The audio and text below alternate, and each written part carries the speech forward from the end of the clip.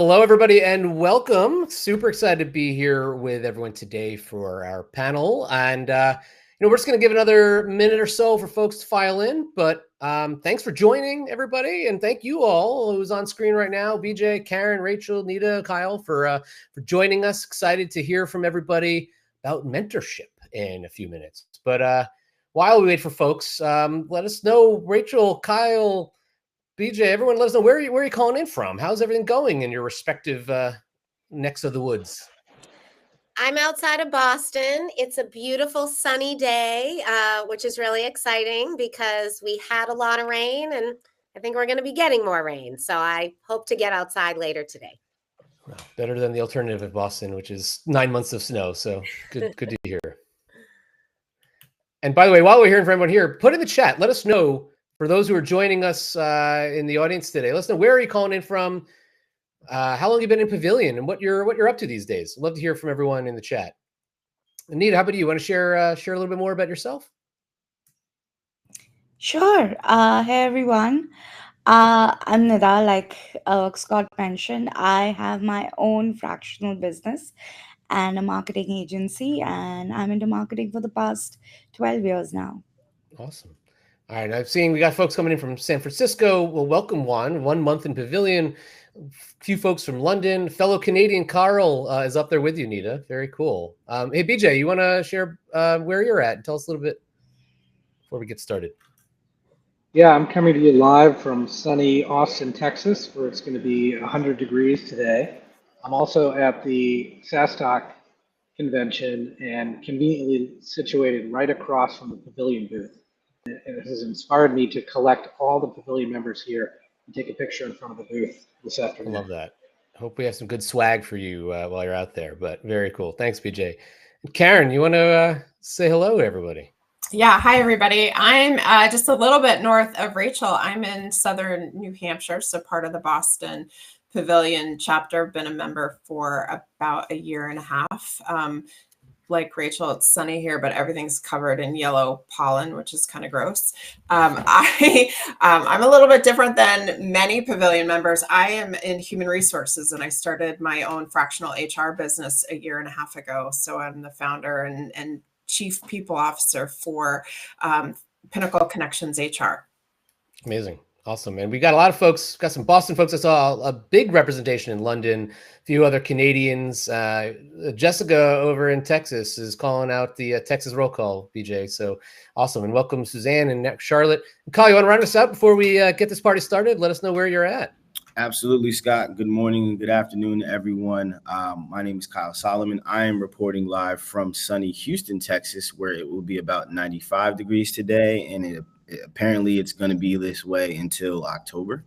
So it's going to be hot. I have been a Pavilion member for 5 years now. Originally a member of the NYC chapter. I have relocated to Houston, so I'm a member of the Houston chapter. I've been in technology sales for 10 years, and I am currently a customer success account manager for an artificial intelligence company called Even Up Law. So looking forward to discussing mentorship with everyone today.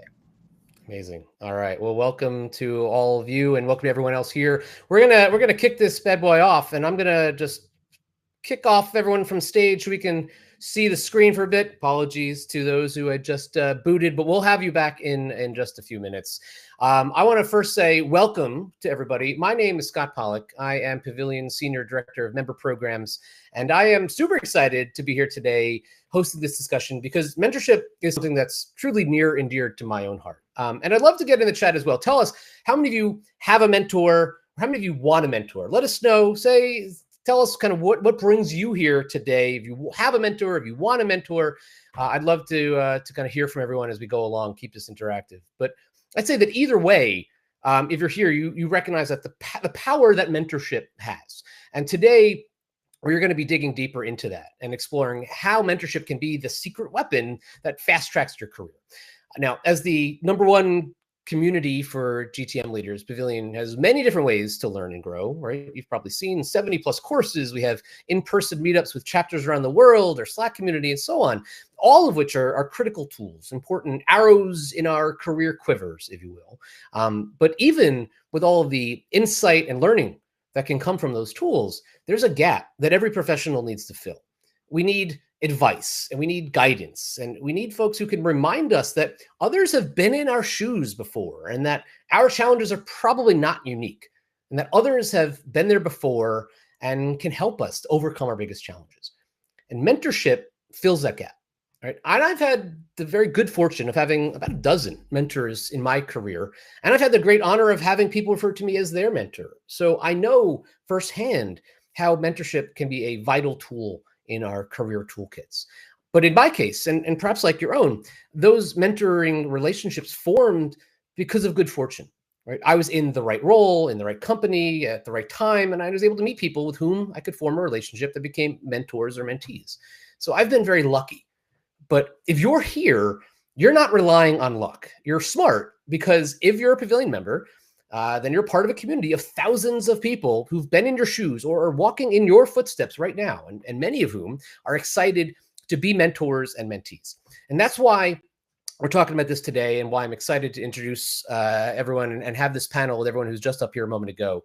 And we're going to have everyone share their thoughts and experiences as mentors and mentees. But I will say that at Pavilion, we're not just talking about membership, really trying to bring it to you. So Pavilion just launched a new and improved mentorship experience that's going to make it easier to find mentors and mentees and to establish the kinds of thriving and mutually beneficial relationships that we're all seeking in those mentoring programs.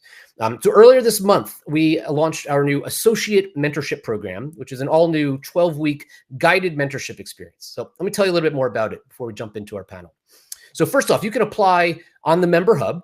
And when you apply either as a mentor or a mentee, and you'll share some more information about your experience, what challenges you're facing, what areas of expertise you have or needs that you have. And we're going to use that to proactively curate exec mentors to pair with associate mentees. So for mentees, we're taking the hard work of finding a mentor off your plate, right? The hours of scouring directories and crafting carefully worded messages, pleading your case for why they should invest time in you and so on. And instead, we're going to do the matchmaking for you. And the next thing we'll do is we're going to connect you and your mentor, mentee in a private Slack channel where you'll be able to communicate asynchronously, in addition to having live discussions every couple of weeks for the next few months. And here, we're not leaving you alone. Right, over the 12 weeks that this program will run, we'll be guiding you along the way so that you always have something to talk about. Right, we'll just share discussion prompts and resources and things that can help you make sure you're working towards a key goal for that time period you're working together, and ways to check in and make sure that things are going all right. And at the end of the 12 weeks, you may part ways organically and amicably at the conclusion of that program, or you may find that this is the beginning of a beautiful relationship and that both of you want to keep it going. So this program will enable you to establish those relationships that can serve you each for a short period or evolve and last a lifetime. So it's really the launch pad for mentoring relationships. As I mentioned, this first cohort of our program is the first version of our program, and first time running it will be designed for associates as mentees, execs as mentors. Our plan is to run this on a quarterly basis so that you can continue to meet new mentors and mentees throughout your Pavilion journey. But to be clear, this is just the beginning of Pavilion's renewed focus on really creating valuable mentorship experiences. And I'll say this to the exec members in the room. We realize that people need mentors at every stage of your career. And so we've got things in the works to make sure that you can become the mentored as well as the mentor, to be mentees. So stay tuned for more of that in the months to come. But all this is to say that we're really here to support your career journey and recognize that mentorship is just another piece of the puzzle. So real quick on timing, if you haven't applied to be a mentor or mentee, applications for this first cohort close on May 20th. That's next Tuesday. You can log into the Member Hub. You'll see a link in the career growth section. I can pull up a link right here as well for you to go and apply on screen. You can click that button. It'll take you to the right section in the Member Hub. So that's open until May 20th. On May 28th, for those who've applied, we'll let you know if we found you a match. And we're going to do our best to make sure that everyone who wants a mentor or mentee gets paired with one. And then the following week, on June 2nd, we'll officially kick off this 12-week program, which will run through late August. As a reminder, last thing, this is only available to Pavilion members. So if you're a member and you haven't applied, you've got a few days left. If you're not a member, now's the time to join. Applications close, again, next Tuesday. All right. With that said, I want to introduce and bring back up our panelists, and I'll just kind of recap some of the brief intros that we heard a few moments ago. Let me introduce you first to Nita Atik. Nita is the founder and CMO of Anagar Media and an associate member lead for Pavilion's Toronto chapter. So thank you for joining us, Nita. Rachel Weeks is the interim CMO at Dawes Vacant Property Security, and is based in our Boston chapter. Welcome, Rachel. Karen Brieger is the CEO of Pinnacle Connections HR and is a relatively rare breed within our go-to-market community in that she has an HR background as a fractional chief people officer, but joined Pavilion because of the opportunity to cross-pollinate knowledge both with and learn from other C-suite execs. And Karen, welcome. Karen's in the Boston chapter and is on the Boston steering committee. So thank you for that, Karen. BJ Matthew, welcome. In addition to being our Austin, Texas chapter head, he's also the Chief Revenue Officer of Art of Mentoring, which is quite apropos for today's conversation, being the CRO for a mentoring software company and services company. And finally, Kyle Solomon is here with us. Kyle is Customer Success Account Manager at Even Up Law and was introduced to me as a mentee of BJ. So thank you, Kyle, for joining and sharing your perspectives, both in general and laying down some dirt on BJ for those in Texas that can use it against him. All right, everybody. Thank you all again. Let's jump right in. I'd actually love to throw a question first to Nita. You've had a number of mentors through your Pavilion experience in the past, and you said that they're all lifelines for you. Maybe just tell us a little bit more about why that is. How did mentors have that kind of an impact on you? Yeah, thank you. So for me, I've had, just to give everyone context, I've had three different mentors, and all of them bring in their own energy, their own, skill set, their own ways of mentoring me. And why I call them lifelines is what they bring to the table is completely different. But when I take away all those three different advices at a given time for something I'm dealing with, I can apply all of it together. And it somehow, brings everything in. So whether it's like so for me, the fractional CMO work or the agency work, which I'm trying to do right now, was completely something new.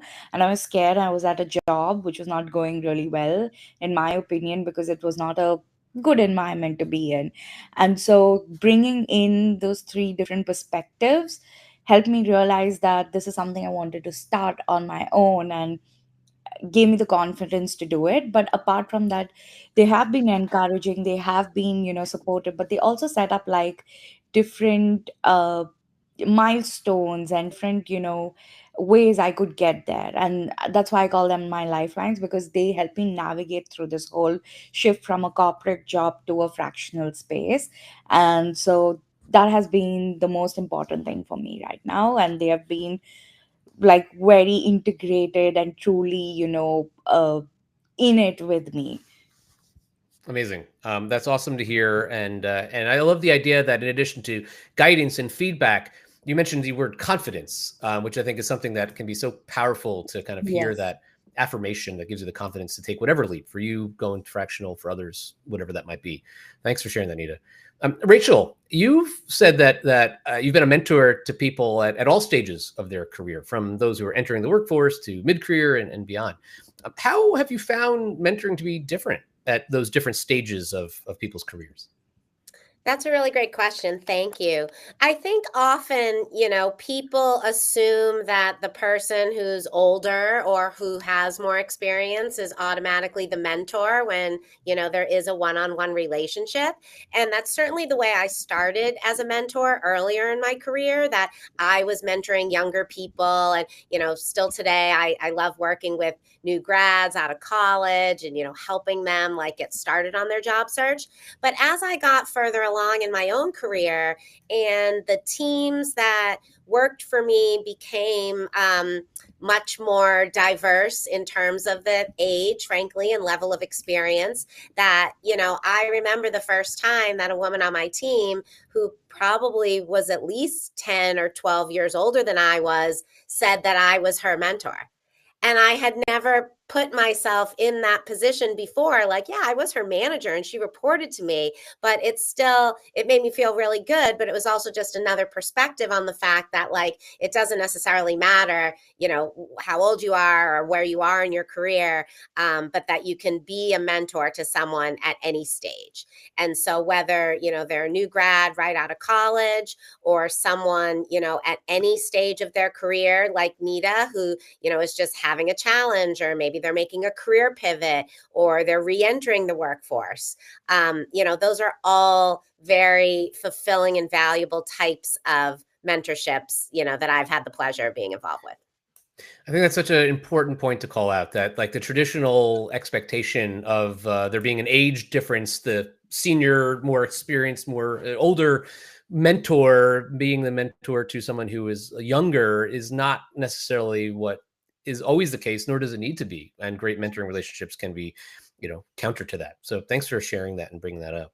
I will add, just if I may, especially with the rapid evolution of technology, I think that we can all admit that, younger people, however young they may be, I mean, they've just been raised in technology, and that's different than a way a lot of older workers, were brought up. And I remember at one time we had a mentorship activity at my company that was helping women over 55 re-enter the workforce. And most of these were women who had, been doing the same thing for 30 years, found themselves out of a job. And then all of a sudden now the landscape is so different from a technology perspective, that they really, had a lot to learn and needed a lot of guidance. So, I mean, that's another example of the age factor not necessarily being at play, but just also what, anyone, whether you're the mentee or the mentor, there's always learning to be had from anyone that you have, this type of relationship with.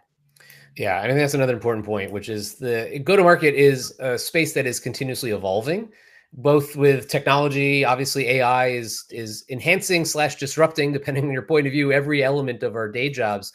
And folks who might be coming up at a time when this is more native to them is a great person for people to learn from, even if the traditional confines of or definitions of what mentorship are challenged by that. So yeah, appreciate you bringing that up.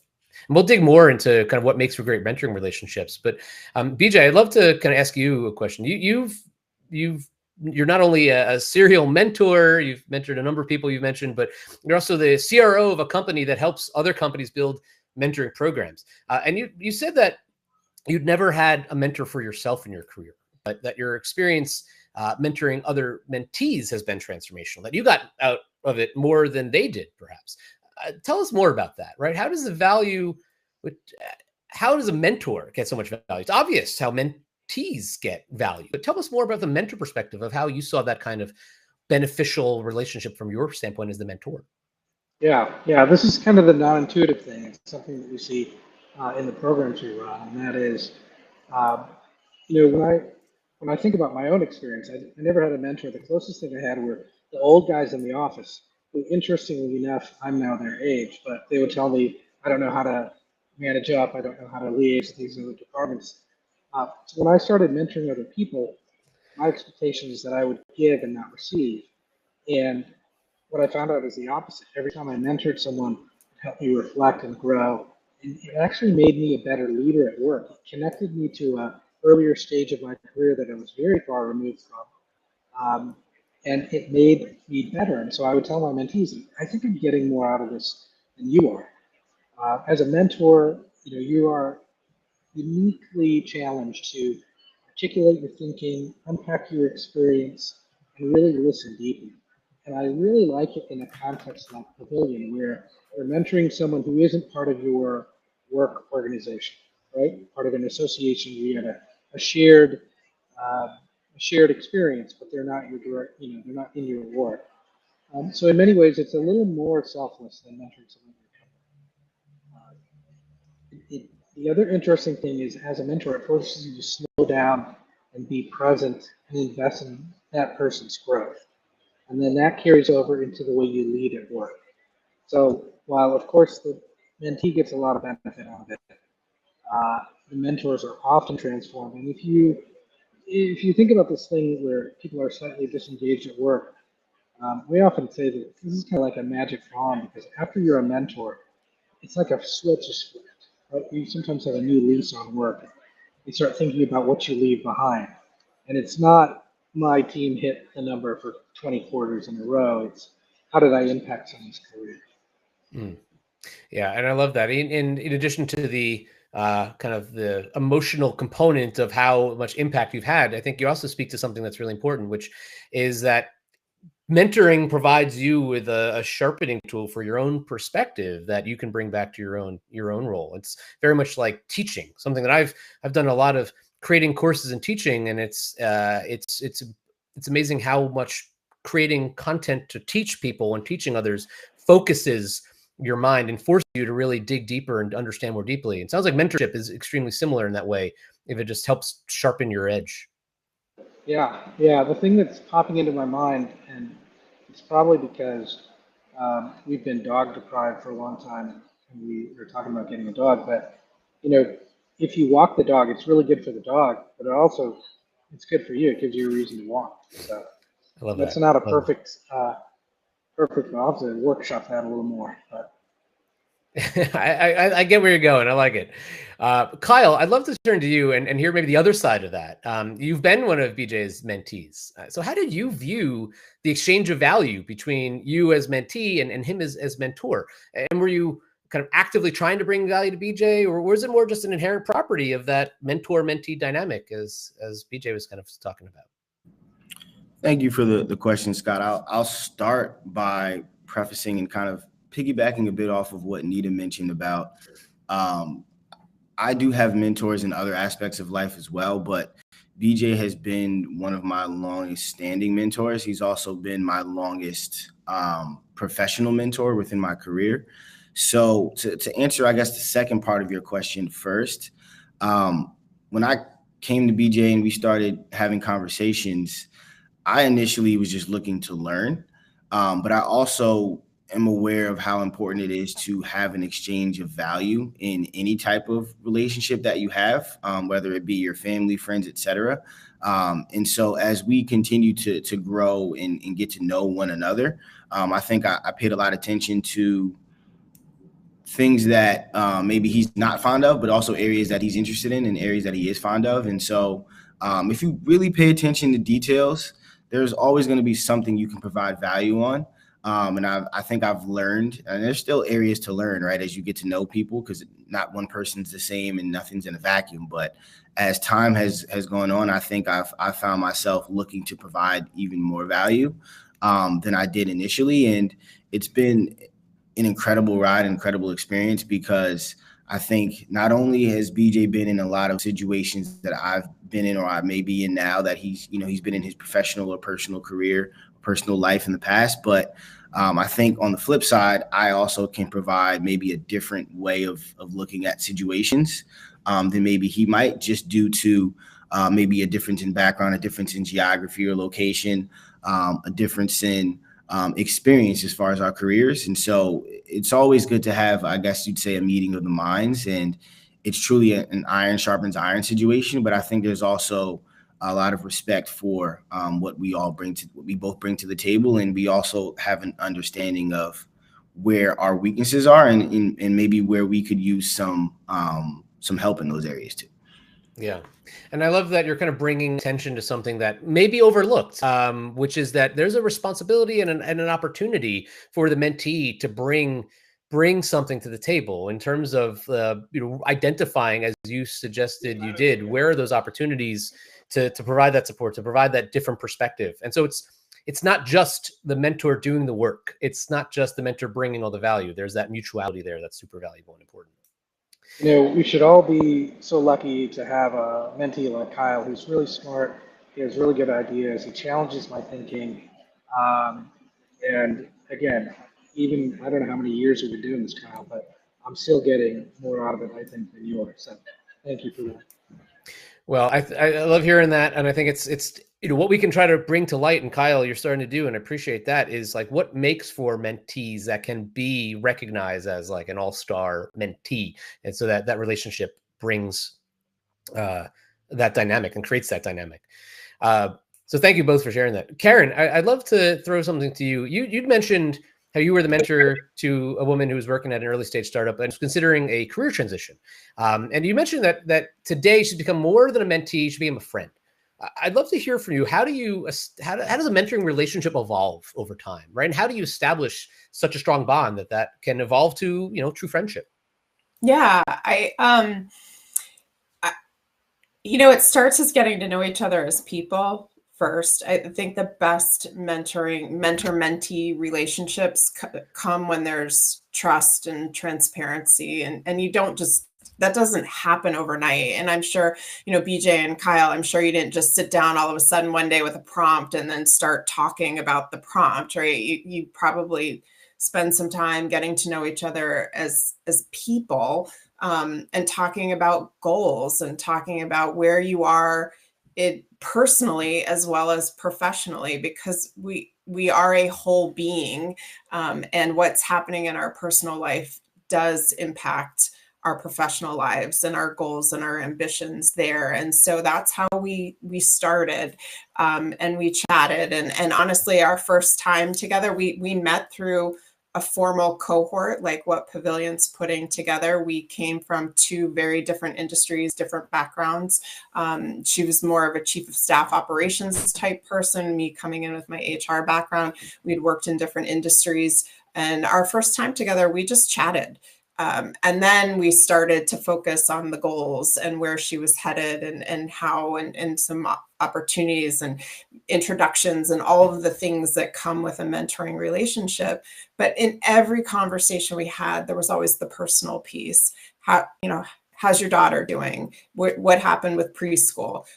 Because those stresses over getting into the preschool was impacting her job search and other aspects. And so we always spent time, and it was because of those personal connections that the friendship grew. And now when we talk, it's just naturally flowing. Personal and professional is all bled together, and we still connect. And she still calls me up for advice or a sounding board, or even just sometimes she needs a place to vent, a safe place to do it. And that's part of the mentor-mentee relationship as well. And she's not the only person that I've spent time with in that sort of relationship that becomes a friend. And I don't, for anybody, somebody who said they were mentor curious, which I loved. I don't want anybody to walk into this who hasn't been in a formal mentor situation before with these grandiose expectations of what it is, and then feel disappointed when it's not.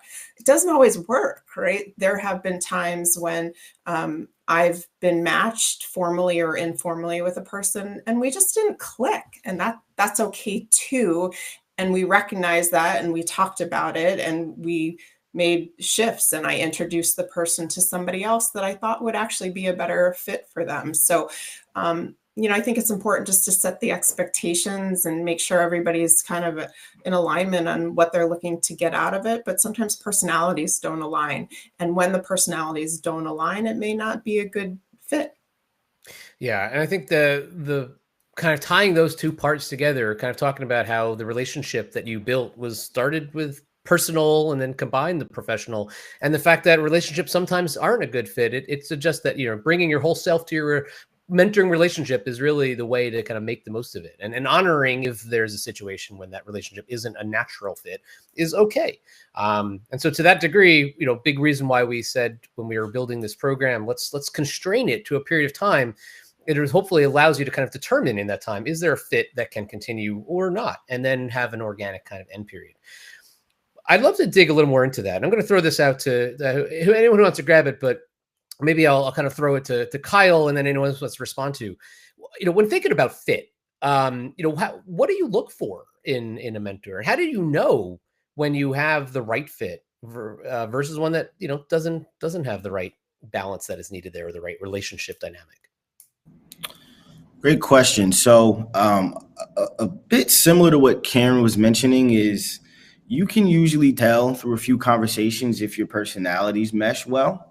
That's one of the first kind of indicators. But for me, and like just overall qualities, I'm definitely looking for, or I would look for in a mentor, someone who has excellent integrity, someone who actually has an excitement or a passion about mentoring in some way.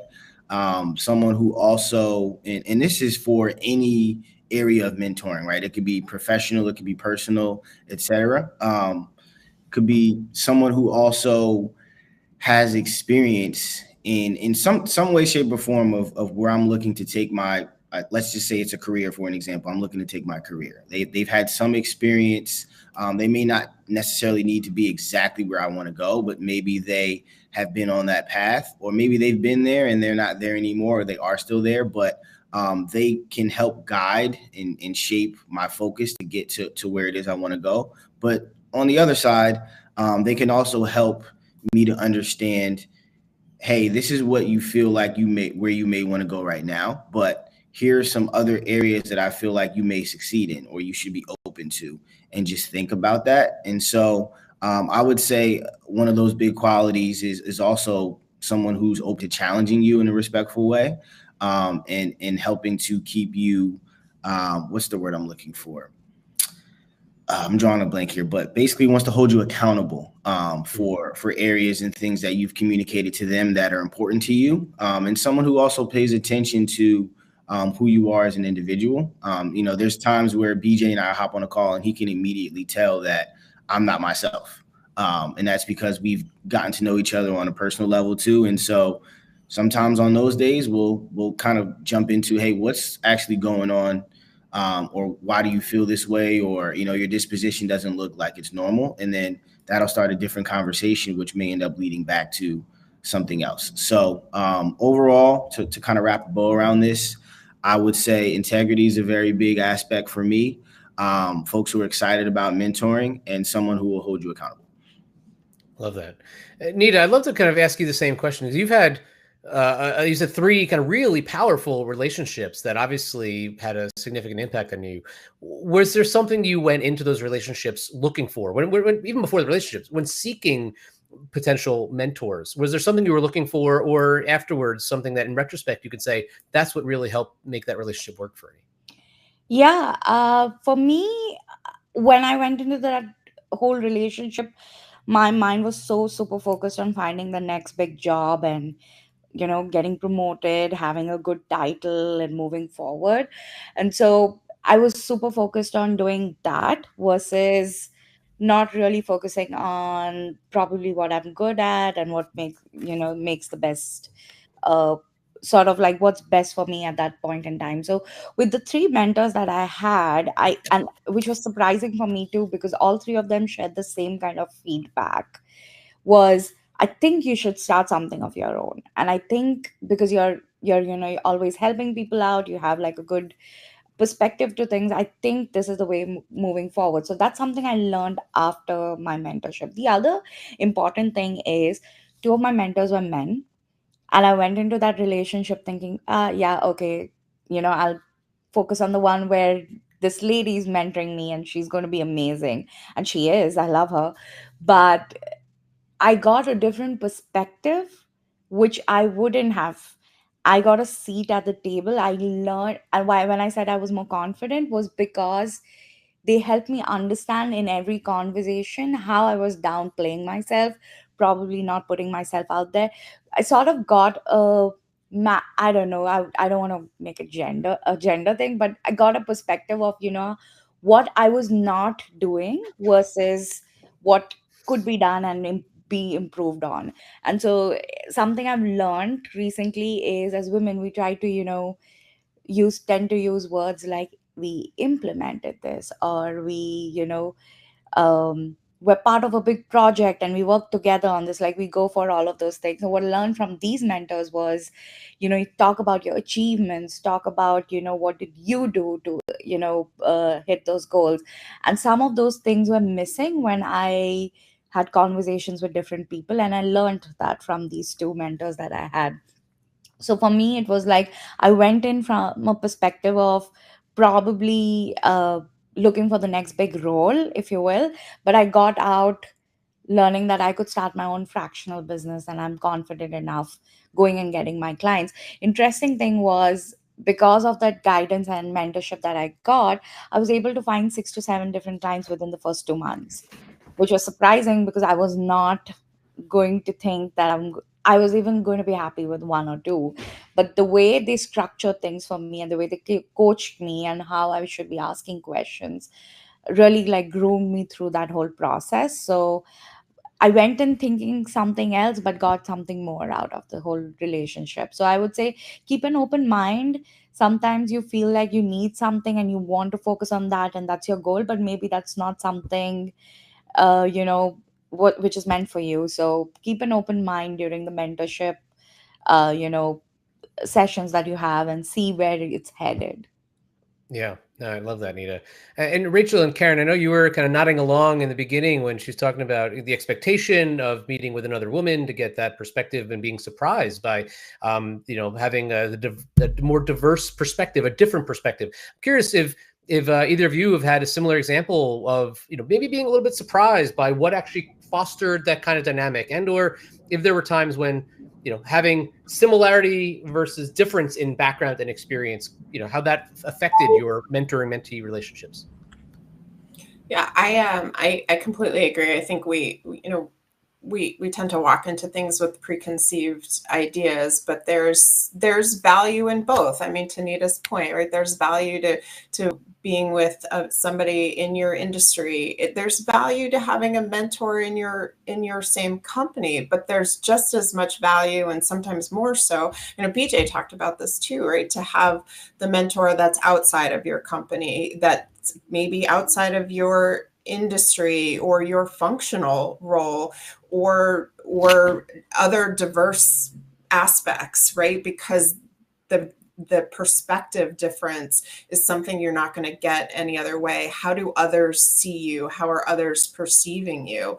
And I'm working with a woman right now. The confidence piece is huge. The language she uses, the way in which she works with the members of the C-suite, has a lot to do with how they view her and whether or not they're going to want to promote her or give her added responsibilities. And I can do so much with my perspective, but it's important to have other viewpoints as well. And I don't think anybody needs to have just one mentor at a time either. And I think, Nita, maybe I misunderstood, but it sounds like you're working with multiple people right Yes. now, right? And it depends on what your goal is and what you're trying to achieve. And it's not like you're cheating on anybody if you've got more than one mentor. You might have a mentor for one thing, and Kyle's got mentors at a personal level, and he's got professional mentors, right? That's great, and we should all do that. Now, somebody, I think in the chat, asked about the difference between a professional career coach and a mentor. A professional career coach is focused very specifically on helping you advance in an aspect of your career. Maybe it's a job coach who's helping you find a job and working on your resume and things like that. And yeah, they're going to charge you money. Mentors may happen through a formal matching program like what Pavilion's doing right now, but oftentimes mentors are informal, right? And we have mentors in our lives that we may not even recognize are a mentor, because there's no label on it.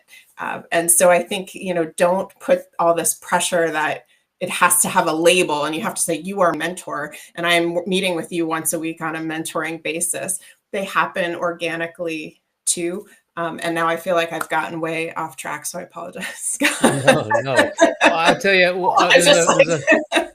I love it. And there's a notion that comes to mind that I think is important to call out from the middle of what you're saying, which is that mentorship is polygamous, right? It's designed to have, and it benefits from having multiple relationships at once, because the learning and the cross-pollination is probably even more powerful in that way. Rachel, I'd love to throw a question that Jessica just threw into the chat here. She said, I assume it's best to seek mentorship when one has specific goals they're looking to achieve. But what if you're earlier on in your career and don't have a clear career path or advancement plan? And I know you've worked with folks at varying levels. Maybe you could share a perspective on that question that Jessica asked. Yeah, absolutely, Scott. Every mentorship relationship is different. And, excuse me, I've been in some relationships where I've been a mentor to someone who has had a specific objective that they're trying to achieve. I saw a chat earlier in the session that somebody was asking about giving advice versus just, listening. And I think that those are some of the boundaries that you establish when you establish your relationship. So, for example, I was a mentor to a woman who wanted to raise her personal brand and her professional profile on LinkedIn. Well, that was something that I obviously gave her advice about because that's an area of my expertise. And, that's a skill set that you can learn and grow and build on. And she had some specific goals. And, that was a really productive relationship.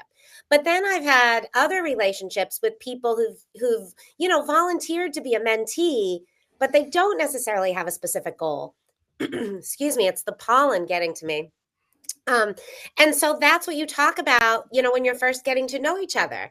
Well, tell me about yourself. Tell me about where you are in your life. Tell me about where you are in your career. How do you think I can help influence any of these things that you have going on in your life?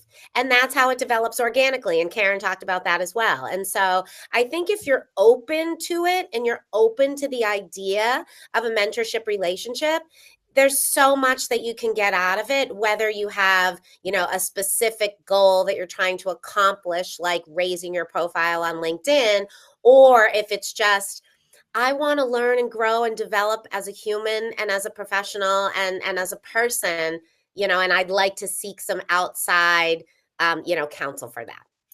Yeah, absolutely. And I'd love to parlay this to you, BJ. You've with your job seen or helped build a whole lot of mentoring programs, I imagine. And I'm curious, to what degree do you think that idea of having a specific goal in mind at the beginning of the relationship is, how important or not important is that? And how important, if it is important at all, is it to have one that can be achieved in a short period of time versus over years or months or what have you, over a more longitudinal point of view?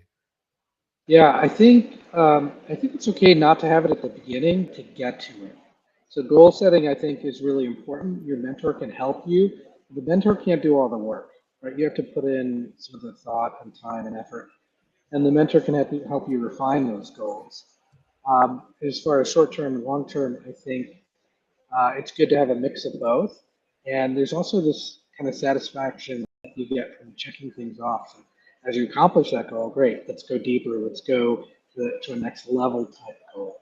So I think goal setting is so important that it's actually on our roadmap for product development to build it into the system. So in the interim, figure out ways to asynchronously, you can, share that with your mentor or mentee and how you keep up with those goals. The other thing is, it's nice to have some accountability from a person who um, is taking a 10,000 foot view of your development.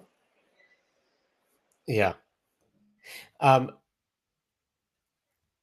To that effect, I'd love to ask, Nita and Kyle, have you ever had an instance where, you received some advice from a mentor, but you disagreed with it? Maybe, you the two of you are at odds. And then I'd love for Karen, Rachel, or BJ, if you have any thoughts on when the opposite perspective of that. But what did you do when the advice that you offered perhaps wasn't well received? But Nita or Kyle, have either of you ever thought from the kind of having received that feedback standpoint? I'd love to start with either of you. Yeah, because I have three mentors, sometimes there is conflicting advice. And one of my mentors personally did not think that I should be. So, if anyone who knows me, I love posting on LinkedIn. It's my personal brand. I've been doing it for years, so I've invested a lot. So, two of my mentors always encourage me to do that. They're like, no, you have to go ahead and you have to keep, doing that. That's really great for you. It builds your personal brand. One of my mentors didn't think that should be the case. So they were like, why don't they didn't necessarily tell me to stop, but they were like, maybe you shift focus on something, on building, something else. And so at that time, I didn't agree with it. We did speak about it. We did have a few conversations. They had a different perspective. I had a different perspective. But after a few months, they saw me still going at it. And recently they reached out and they were like, you know what? Bad advice. You should keep doing this. This is helpful. So there are conflicting advices, especially when you have many mentors. But I think what you need to do is hear everyone out and see what is best for yourself and make that decision. It's all a gut feeling, in my opinion, but it's all to do with what you want to take and roll with. If you feel like it's you don't have to necessarily agree to everything. So just respectfully disagree and continue doing what you need to do if there's some conflicting advice there. I think what this brings to light is something important, which is that, mentors are not necessarily all-knowing entities that can give the sole counsel and advice that will solve your problems. No one can play that role, and when there's conflicting advice, as you saw, Nita, it's up to you to figure out for yourself. And that's the hard part of life in almost every regard. But good to know that it kind of applies in this case too, and we should be mindful of it. Kyle, I'm curious if you've ever had a situation where you similarly maybe got some advice that was conflicting or that you just disagreed with, and how did you handle that? Great question. So, as I'm thinking of a specific example, I will start by just prefacing with this. I agree with Nita as far as I think it's important to hear everyone's point of view, especially if there's someone that you value their opinion, i.e. they're a mentor. So hear them out. At the end of the day, you do have to make the decision for yourself. And so you need to be able to evaluate maybe why you think this is the decision you want to make, where do you think it'll take you. But also the other aspect I think that a lot of people don't think about is maybe discuss with your mentor, if you feel comfortable, why they feel like this is not a good decision or why they feel like you should make a different decision. And there may be some personal experiences that they've had with a similar decision that may be leading into why they feel like you should not make that decision. And that is completely okay. But there's always a situation where folks could make the same decision and have two different outcomes because they're living two different lives, right? And so I think that is a very big aspect of it. And as I'm thinking about it, I mean, one of those most recent kind of conversations, this wasn't with BJ, but kind of a conflicting viewpoints on a decision that I had to make was whether I was actually going to move to Houston or not. From New Jersey, large move, right? And so spoke with some personal mentors about this, had been having the conversation for about 1.5 to 2 years. And some felt like I should go, some felt like I should not, just based on career aspects or even the fact that, how things would change, or if some folks are just not very big on moving places where they don't already have a network or at least have family, et cetera. And so, but other folks may say, you know what, that's an opportunity for you to grow as an individual, expand, create a new network, and go from there. And so obviously I ultimately decided to go. And I will say I do not regret my decision at all. But it was something that I felt, kind of within my heart that was something I needed to do.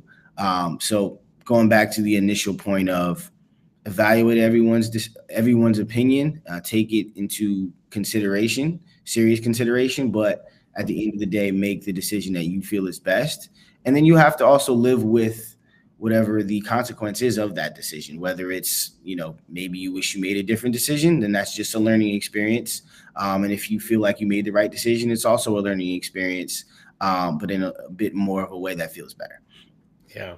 And this kind of brings to light another question, Karen, I'd love to get your perspective on, which is around, balancing guiding somebody through a challenge versus letting them learn from their own mistakes, which, in instances like Nita and Kyle are talking about, when you might have disagreements about way to go things, you might view something as them making their own mistake versus being a little more forceful with your recommendation. How do you think about that?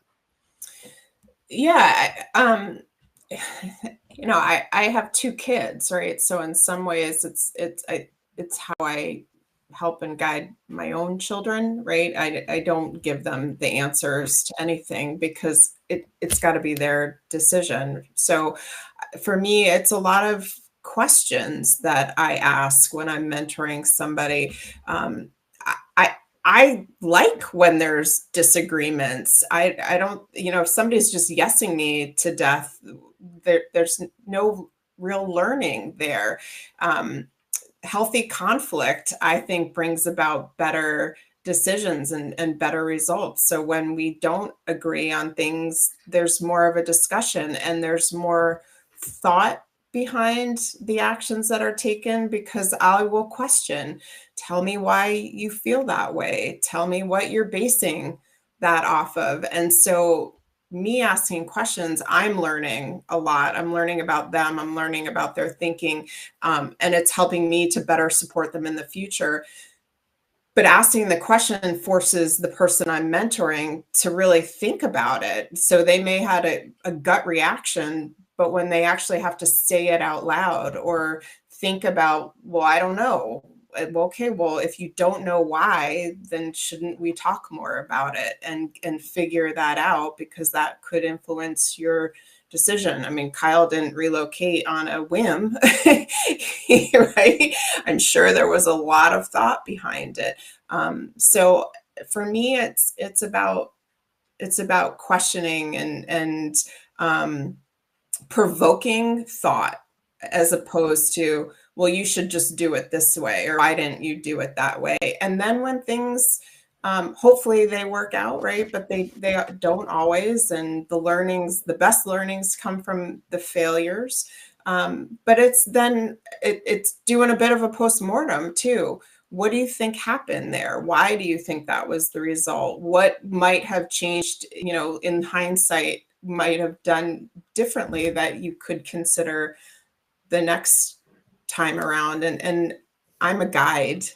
I'm not the one giving answers and go do this, go do that, because there's no learning in that. Just like when I'm managing a team, there's no learning if I'm just telling people, we'll do this. I'm a guide. As a mentor, I'm a guide, and I'm a sounding board, and I'm sometimes just a friendly ear. But I unless they come right out and say, well, tell me what to do. And even then that feels to me. And I will usually try to help guide through some additional questions. Yeah. Rachel, situations like this where you're guiding somebody, they may ultimately go in a path that, either you disagree with or doesn't work out, and you then have to give them some maybe difficult feedback. I'm curious if you've ever had any instances of having to deliver difficult feedback to a mentee, and if so, how did you approach that? And any examples where that you can talk about what happened? Yeah, that's a really interesting question, because I think any of us who've been in a leadership role as a manager, has had to deliver difficult feedback. So, when you're a mentor to someone who also reports to you, or, has some, I hate this word, but like subordinate relationship to you, in the organization, you need to take the approach of, couching the difficult pieces with the positive. And, I know you were trying to do this and you did a really good job, but here are the things that we need to, improve upon. Excuse me, because you want to set that person up to be successful in their role. When you're mentoring someone outside of that, I think it can be a little bit different, because, you're not their manager. You're not the person who's giving them a performance review or recommending whether or not they get a raise or a promotion. You're just another person in their life that can provide a perspective. And so, for example, I was a mentor to a woman, and I worked at a global company that had an internal mentorship program. And I just loved that. And what was great about it is I got to mentor people who lived in different countries, of different cultures, and, in totally different roles. So even though we worked in the same company, there was really no interaction or crossover. So I was paired with a woman who didn't exactly sign up for the mentorship program herself. It was suggested to her that she sign up for it. And, out of our conversations, she was being encouraged to be more proactive in trying to advance her career within the company. And it just wasn't in her nature. And so, after a few weeks or a couple months, I forget exactly, of, talking and me asking her, like, well, what's within your comfort zone? What's outside of your comfort zone? Have you considered this? Have you tried this? And, and she kind of did nothing. At the end of it, I was like, has this even been a good use of your time? And so, I know that's not really giving difficult feedback, but it was sort of asking a difficult question that I had to answer to understand whether or not she got any satisfaction out of the time we were spending together, because that was important to me. I felt like I was enjoying our time together because I was trying to help her and trying to respond to the suggestions that she had been given to participate in the program. But really, at the end of the day, she just didn't want to do anything. And so, that was unfortunate. But it was a 12-week program, I think. And, the program ended and we parted ways, and we would communicate occasionally. And I wish her happy anniversary on LinkedIn. And I see she's been promoted over time, but at the end of the day, Kyle and Nita said this, very concisely, is you have to do what works for you. And she clearly just didn't feel comfortable, doing some of the things, or frankly, any of the things that I was suggesting to her, to try and boost her internal profile and sell herself more and talk about all the great results she had achieved, rather than just do her job and wait for somebody to say like, hey, good job, we'll promote you. So that's an example. I don't know if that exactly answers your question, but. Well, I think it just emphasizes that, the mentoring relationship, it's a lead a horse to water kind of a situation where, as Karen said, you're a guide as a mentor, and as Kyle spoke to, sometimes you're going to agree or disagree, and ultimately that is the power of mentorship, right? Just gives everyone autonomy in that. So in the last couple of moments that we have, I'm going to ask each of you to kind of help us end with a final thought, in particular on, is there one tidbit or thought on what has helped mentorship, being mentor or mentee or both, that's helped become a fast track for your own career? Maybe BJ, if I could turn to you just to help us kick off with 15 to 30 seconds on that notion of what's your key takeaway about how mentorship's really fast tracked your career. Yeah, I think just being open to the possibilities. If not for my experience as a mentor, I wouldn't be working at a mentoring software company. In fact, the first version of Pavilion's program, we used a different software in it. Between me and my 3 mentees, we couldn't make it work, so we stopped using it. So when I met the CEO of my company, I told him my experience with your category isn't great. But again, because if I wasn't transformed by that experience, I wouldn't be in the role I am now. So it can do things for you that you don't expect. Amazing. Karen, do you want to share your thought? Well, I was going to say openness too. And on both sides, right? I love mentoring people at all stages of their career because it just gives me so much energy and a way to add value to them and to the companies that they work at. And so for me, I spend just as much time listening and taking in their perspective and learning from it. So it's truly open on both sides. And somebody asked a question about the FOMO because they're worried about not getting into this next cohort. And I guess the other thing that I've learned is you have to be ready for it. You have to be ready and willing to accept the help and support, and you have to have the right time and headspace for it. And if you're not there, it's okay. It is absolutely okay. And there's nothing wrong with that. You've got to do you. And when you are ready and you're in the right headspace, that's when it's the right time for you. I love that. Rachel, any thoughts? Yeah, I mean, I've just been so lucky to have so many wonderful mentors throughout my career that have encouraged me and supported me and giving me the tough love, that has helped me progress in my career. But then also, I just, like Karen, I just love being a mentor. I love being a leader. I love having a team. I love having mentorships outside, of my companies, because it really just gives me joy to see people accomplish their goals and accomplish their objectives. And if I can ever be a very, very small part of that, then that, helps me develop as a person and as a professional. Love that. Thanks, Rachel. And Kyle, how about you?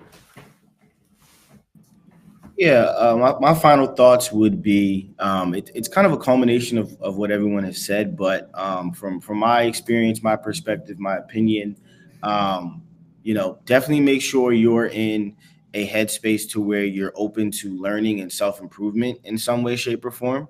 That would be the first.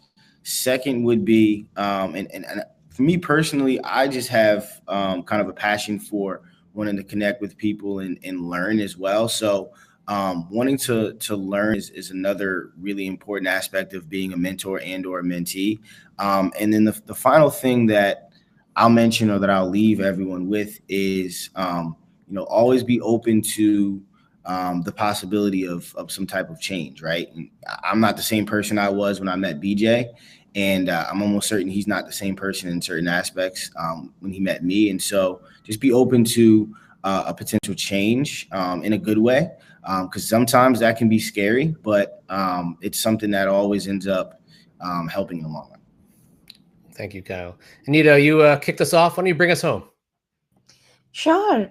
For me, like, to sum it up, have as many mentors as you need for different areas, skill set, whatever your goals are. Keep an open mind. That's something I've learned. That very, very important for me. I went in with set perspectives, and I'm like, this is what is going to happen, but it completely changed my perception. So keep an open mind, and yeah, and just also, and I would encourage you to not just have an official, like a corporate, like a mentor mentee relationship. Most of my mentors, it's more casual now. I can pick up the phone and call them. So aim to have that kind of a relationship with your mentors. And I completely agree with what everyone else said. You can only lead the horse to the water. So if your mentors are sharing something with you, put in that work to get what you need to get done. Love this. Well, Nita, BJ, Karen, Rachel, Kyle, thank you all so much for sharing. I took away incredible insight, and I hope everyone else who joined did as well. I know I'm very confident everyone did. And thank you all for joining, everyone who's been here with us. I hope you took something away today that you can apply as mentor or mentee. We'll look forward to having many of you in our first cohort coming up. Applications close next Tuesday, May 20th. Program kicks off June 2nd, and more stuff to come from Pavilion's newfound mentoring experiences. All right, everybody. Have a great day. Thanks all again. We'll see you next time.